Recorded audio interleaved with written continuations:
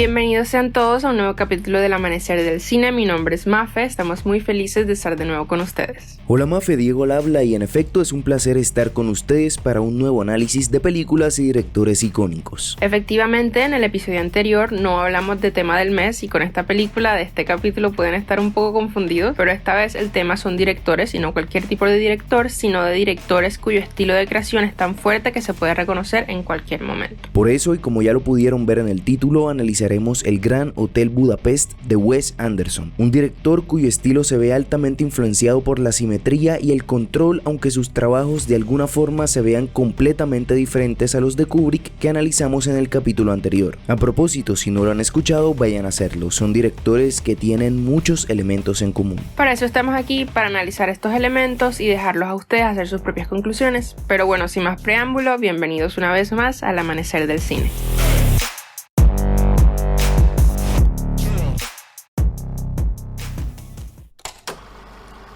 Escuchas El Amanecer del Cine.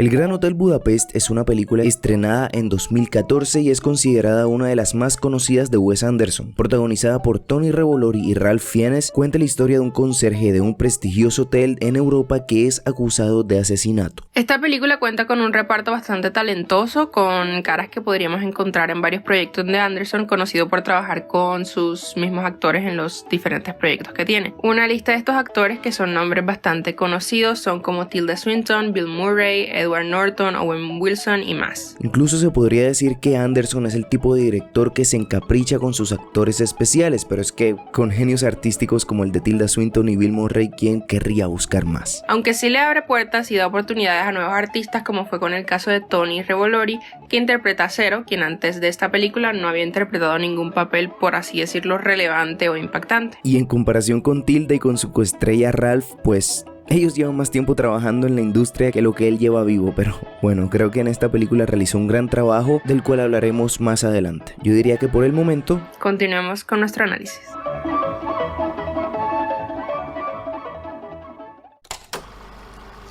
Dirección.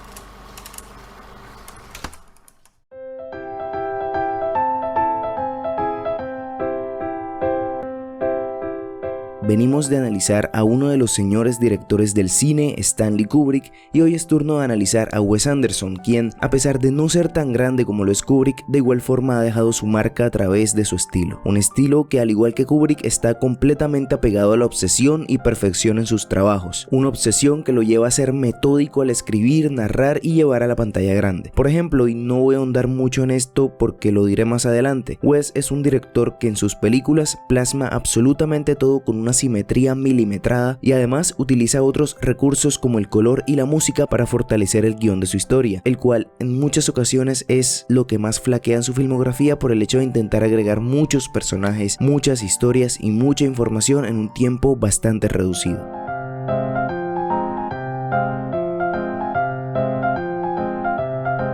Cabe aclarar que así como en el Gran Hotel Budapest, la mayoría de historias escritas por Wes Anderson están conectadas a familias o relaciones disfuncionales entre uno o más personajes. Todo esto relacionado con la propia vida del director, pero lo más interesante de sus historias es que todas son completamente optimistas y muestran un mundo realista pero alegre, en el que los protagonistas siempre obtienen un final feliz y los villanos son derrotados, como si fuera una especie de mundo de caricaturas en el que todo se resuelve pase lo que pase.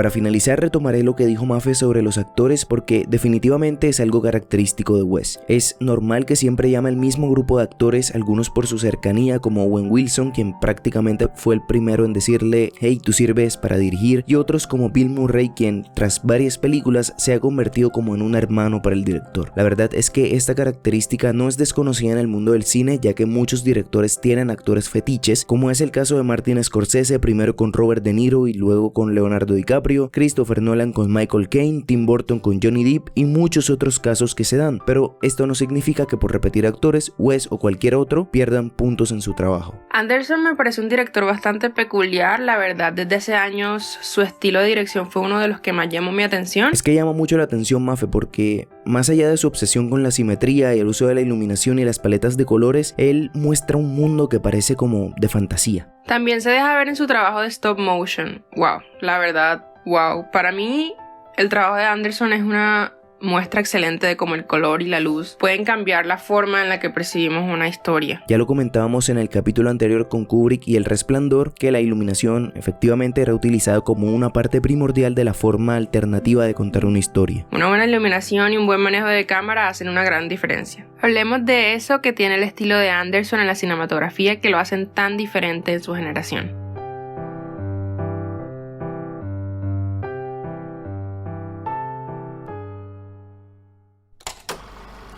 Cinematografía.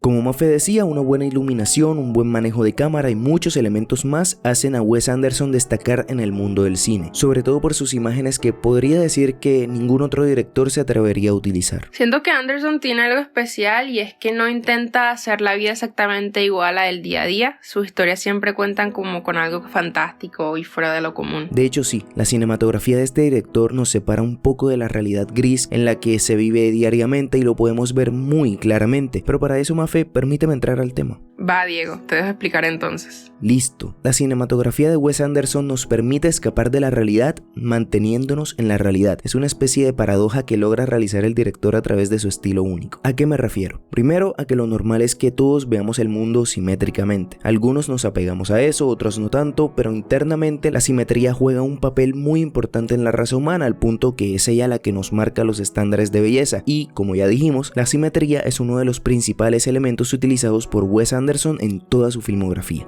Segundo, el cuello de todos los seres humanos gira en 4 direcciones, izquierda, derecha, arriba y abajo, eso está claro, y por eso Wes Anderson utiliza movimientos de cámara que simulen el movimiento del cuello humano como tilt up, tilt down y con mayor frecuencia paneos. Tercero y último, Anderson siempre mantiene la cámara fija y estabilizada. Pocas veces en películas de este director encontraremos una cámara inestable o sobre el hombro que nos haga pensar que estamos en movimiento o caminando, porque para este director la calma y la paz son las que hacen la realidad posible.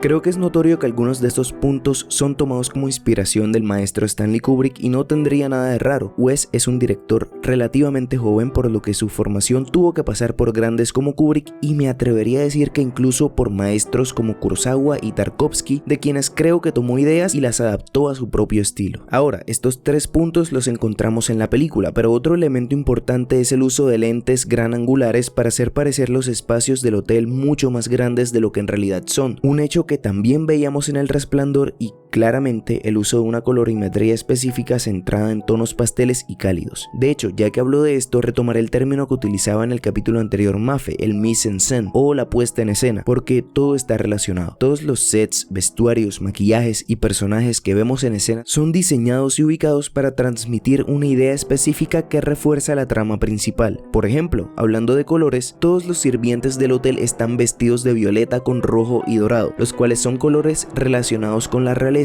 o incluso con el dinero y poder. La familia de Madame D, a pesar de que el contexto sea el velorio de su fallecida, se presenta con ropas negras, maquillajes oscuros y rostros tenebrosos, lo cual fácilmente transmite la maldad en la que viven por intentar obtener los recursos dejados atrás, y eso sin hablar de los colores utilizados en el hotel, que comúnmente son colores pastel como el rosa y el amarillo, colores que de cierta forma transmiten pureza y paz. Por supuesto, la puesta en escena se ve reforzada por el departamento de arte, que diseñó maquetas a escala del hotel y de otros sets de grabación que se utilizarían a la antigua por medio de tomas macro y con animaciones por stop motion. Pero el punto más importante de la puesta en escena fue el cambio de la relación de aspecto de la película, ya que era quien nos marcaba y recordaba el tiempo en el que nos ubicábamos. Así, en la época actual encontramos un aspecto de 16/9, en el 85 encontramos un aspecto con medidas de 1.85:1, que es igual a al anterior pero más alto, en el 68 encontramos el clásico CinemaScope y para finalizar en 1932 encontramos el clásico grande y único formato 35 mm o en otras palabras el aspecto 4/3. Simplemente genial. Toda esta propuesta de Anderson y su forma de ver y transmitir el mundo en sus películas es bastante peculiar, pero me encanta. De hecho, he visto mucho trend en Instagram donde la gente filma sus días como si fuera una película de este director. Deberíamos intentarlo alguna vez, Mafe. No sé si salga tan colorido, pero bueno, sí se ve bastante el esfuerzo.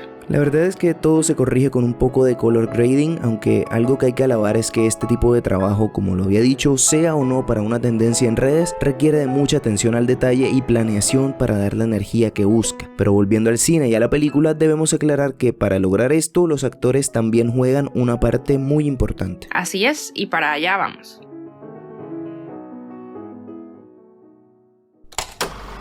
Actuación.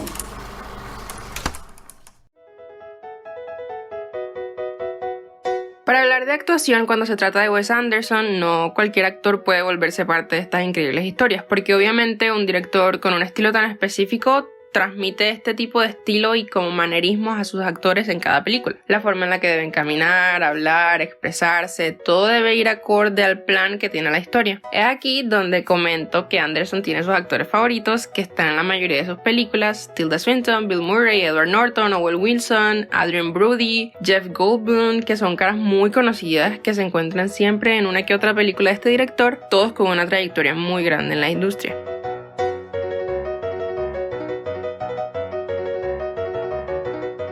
Para esta sección en general, me gustaría hablar del chico don nadie que representaría Zero. Tony Revolori, que con solo 18 años y casi que inexistente experiencia en el cine, desarrolló un personaje que transmite sentimientos que te conectan con la historia, además de ser una representación justa que dejaba ver la buena relación que demostraba con su coestrella Ralph Fiennes. Para interpretar a Zero, Tony debió de prepararse directamente con Anderson, quien sería su guía prácticamente sobre cómo convertirse en un personaje para esta película. De hecho, fueron 4 meses de preparación antes de iniciar grabaciones. Curiosamente, fue más la cantidad del tiempo que este preparó el personaje que el tiempo que demoró en grabarse la película, pero claramente el esfuerzo de Tony se reflejó en el resultado. En el caso de Fiennes, a quien muchos deben conocer por La lista de Schindler, con su interpretación de Mr. Gustav, demostró su entendimiento profundo de lo que era este personaje, tomando riendas en la forma en la que Mr. Gustav debía sentirse en ciertas escenas y de esta forma transmitirlo, creando un personaje inolvidable. Siempre es bueno tener este tipo de películas que cada vez que introducen un personaje nuevo te sorprendes con los actores. De cierta forma es algo que también pasa con Quentin Tarantino, que aunque tiene un estilo completamente distinto a Anderson, en sus películas se pueden encontrar una gran lista de actores que no pueden faltar. Ya se vuelven parte de la razón por la que uno mira las películas también. Podría decirse, Mafe, pero sabes, estas películas pueden tener muy buenos actores, pero si el guión de la historia no transmite nada, por mucho que se tenga el mejor actor del mundo, este igual dejaría mucho que desear. Pero bueno, dejemos eso de lado y analicemos el guión y bueno, eso te toca a ti, así que te escuchamos. Guión y desarrollo de personaje.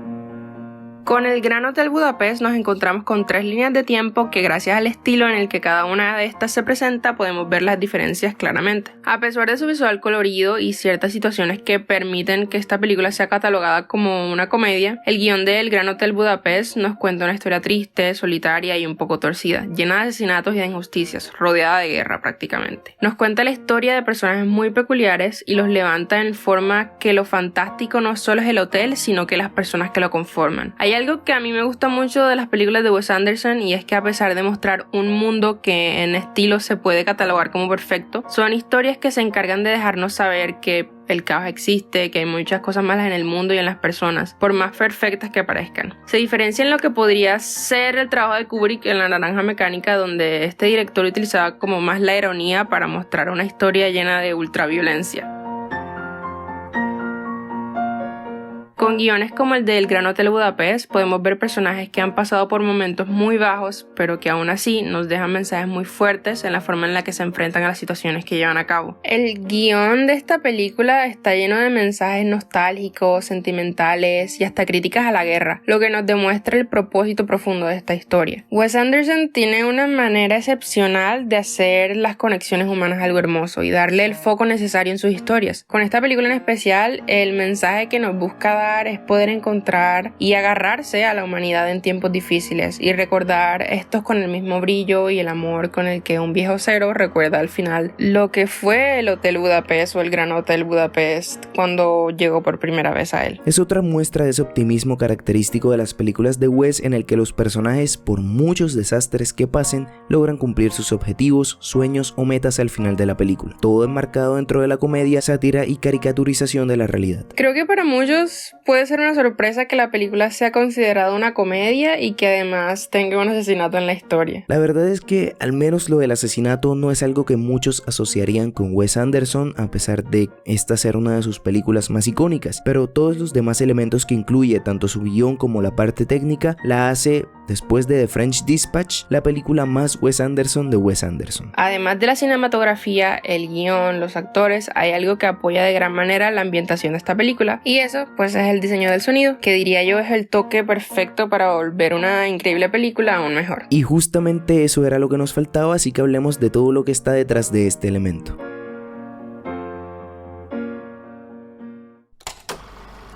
Diseño de sonido.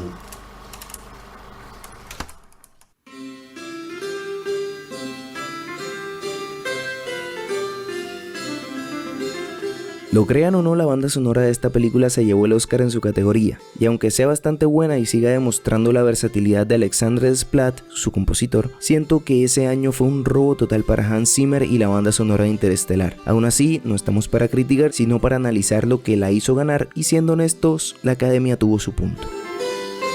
Alexandre Desplat compuso una banda sonora que tiene todos los tintes de comedia, lo cual es perfecto para la película, pero también es perfecto el hecho de lograr mantener el drama y suspenso en los momentos necesarios, y esto lo podemos escuchar en piezas como la obertura de Monsieur Gustave y la obertura de Schloss Lotz. Ahora bien, los logros de la banda sonora no se quedan ahí, porque también apoyan a la narrativa dando referencias del lugar en el que todo ocurre a través del uso de instrumentos europeos bastante característicos como la balalaika y los címbalos húngaros. De hecho, este es un elemento utilizado en muchas bandas sonoras como la del Bueno, el Malo y el Feo, compuesta por Ennio Morricone, en la que se usa la ocarina y la armónica, y la de Gladiador, compuesta por el antes mencionado Hans Zimmer, en la que se usa la guitarra española.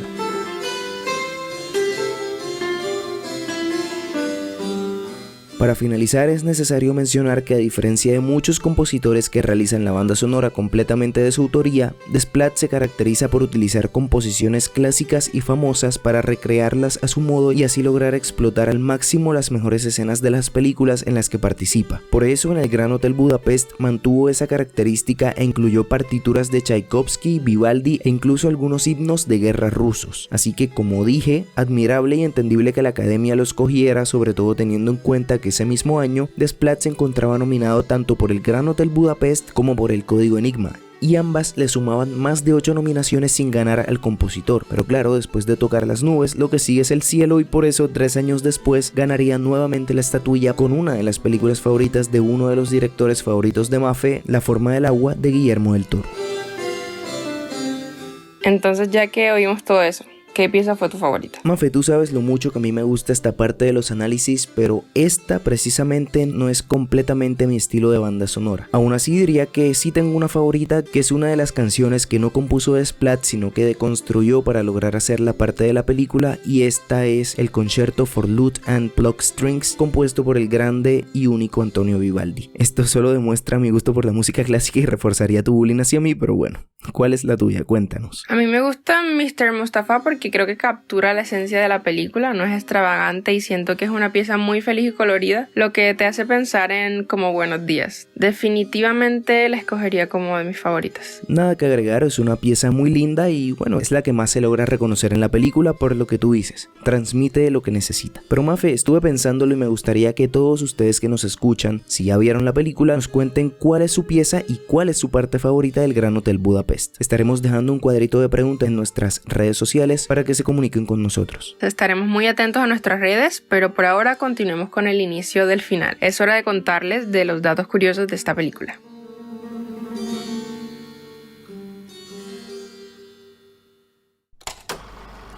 Datos curiosos.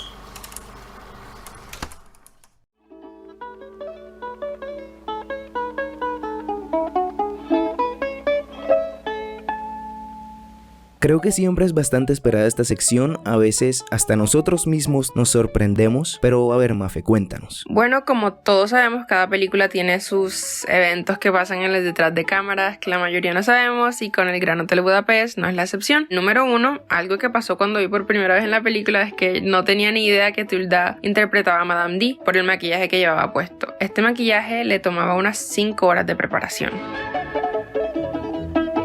Número 2, esta película fue grabada en 3 radios distintos para ayudar a contar la historia en sus diferentes tiempos. Por ejemplo, cuando nos encontramos en el pasado, el radio es de una película de 35 milímetros. Número 3. Para un dato más relajado les cuento que Tony Revolori, quien interpreta a Zero en esta película, también interpreta a Flash Thompson, el bully de Peter Parker en la nueva trilogía de Spider-Man. 2 papeles completamente distintos.